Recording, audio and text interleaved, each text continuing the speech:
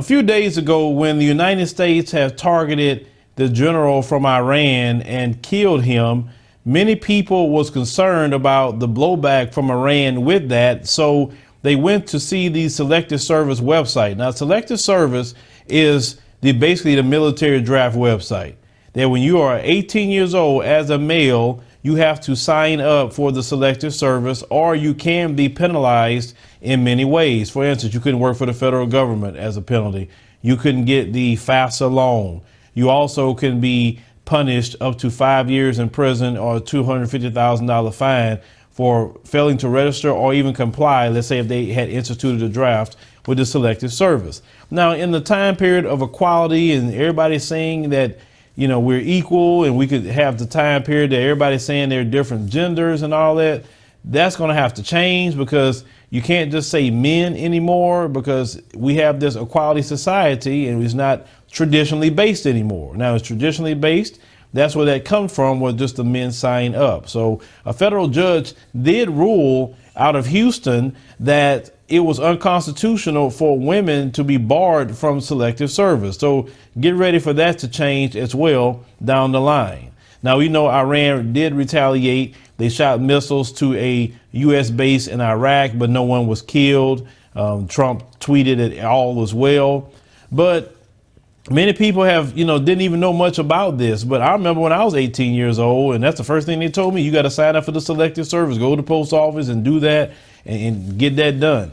But anytime they want to, now, of course, it's just not a decision from Trump. It would have to go through Congress and everything like that to institute a draft. We also seen the attack that happened at a U.S. base in Kenya that we didn't even know that was there. And it was by Al-Shabaab militants, which they are a terrorist group out of Somalia, had attacked, and one brother was killed from the United States military. So there's a lot of things going on in society and in the world today. And we have to pay attention to all type of politics, especially, with war. There's many people that stood up and say they're not for no war. They don't want no war with Iran. They don't want anything.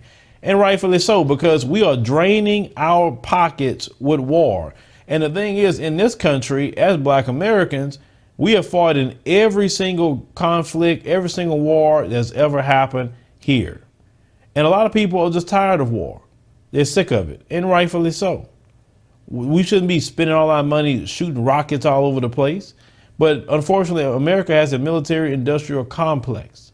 They cannot stop doing that just as much as they have the prison industrial complex. People have to sign up for the Selective Service, and that can be debated, but it's the law. There's nothing you can do about it. Now, as more and more troops have been sent over to the Middle East ever since this has happened. There was some video I saw of tanks going through the streets of Houston where they looked like they was about to go ship them off. So they getting ready to do something. We don't know, but we've seen this before when they had the war in the Persian Gulf. Tanks and all the kind of things going through the streets. My thing is, you say to us, especially in the Black community, we are, treated the worst of the worst. We are the lowest of the low, how we're treated. They've allowed everyone else to step over us, and even people who choose to do what they choose to do in their bedroom, they even stepped over us now. We are the bottom of all of that. And we don't need to have our children dying like that. For what? We didn't start anything. This is why I always tell people, have your Africa plan. Have that, because anytime that they attack somebody, it could be blowback from the other countries. They don't have to come over here and physically attack you. They can do a cyber attack. They said many times that our power grid isn't protected as it should be. And you knock down the power, then what? Because most people are so connected now, with cell phones and the internet, they don't know how to do things anymore. A lot of people don't even know how to cook anymore at home. They're so used to going to fast food or going to some restaurant. Oh, I don't have time to cook. I gotta just go pick up some food. They're used to everybody doing something for you, and you're used to convenience. But, we better learn all the skills that we need to learn just to survive. Some people don't know, how to stockpile, food, water, etc., or how to hunt. Some people don't know how to fish. Some people don't even know how to use firearms. And you stuck, because the bad part about the Black community, and also a lot of America, is that we depend so much on the system to work. And if the system falls apart, then what? That's something that you always have to consider. And one thing I like about the continent, they don't have a system they could depend on. They have to depend on themselves. And that environment will teach you to start doing that. That's why we have to get more acclimated and connected with the continent as much as possible. But the first step to do that is have your passport. You're not going to do anything without a passport. And after the passport, the next step is to schedule a trip. Like as we stated before, now we have 3 trips coming up. We have one in May that's going to Senegal and Gambia, May 20th through 27th. Also, Africa Day will be happening in Senegal. You also be able to go see the history of where some of our ancestors came through with the transatlantic slave trade. September, we have South Africa, September 1 through 10. I know for sure there's only 9 spots left on that one, so you better jump on that one ASAP. And then it was just announced, and now it is available, Kenya. Kenya going to be a 12-day tour this time instead of 7 days like we went last time, October 3 through 15. And also, which we do a video on the itinerary of that Kenya trip, you'll be able to go to Kibera yourself like I went, and you'll be able to see different things. So things are changing, and the connection is being there, but we want to help facilitate those tours, working with other great brothers and sisters with worldviews and also the real South Africa, so you can have your experience connecting to the African continent. But you're going to have to do that because there's so many different things going on. And my thing is this, a lot of people, hear what they want to hear from me. I always say, always have the option to do something. I'm not telling you to do anything. You want to have the option where you can go, to an African nation. You want the option to go become a citizen. You can do that. We all have friends and family right here in America. We still gonna be connected to America no matter what if we go to an African nation. You can be the kind of black person say, you know what?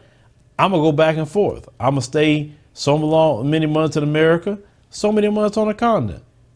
Or you can be the kind of person say, hey, I'm gonna stay on the continent completely, because there's pros and cons on the continent just as much as pros and cons in America.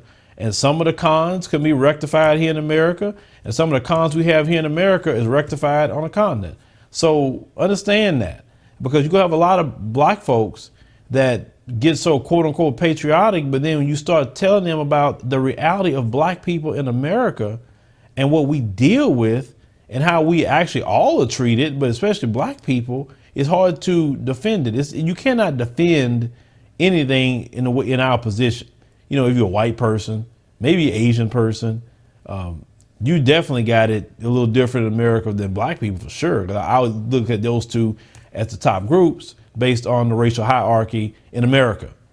But we got to have our Africa plan. And with the Selective service, it's something that needs to be looked at, but they can force a draft at any time. So don't think that it'll never happen. Don't never tell somebody it'll never happen. At one point in time, they said Donald Trump will never be elected president. He would never be a president. And you have Donald Trump as your president. Leave me a comment. Let me know what you think about this particular story about the Selective service. They crashed the website. That's how afraid they were. They were so afraid that they were going to have to go fight a war. And I've seen people leaving comments saying it should happen because it's too many people weak today. Now, people think like that. But no one wants to see war because, inexperienced people and people that don't want to be there will cause the soldiers that actually want to be there to get hurt and killed. And we don't need that whatsoever.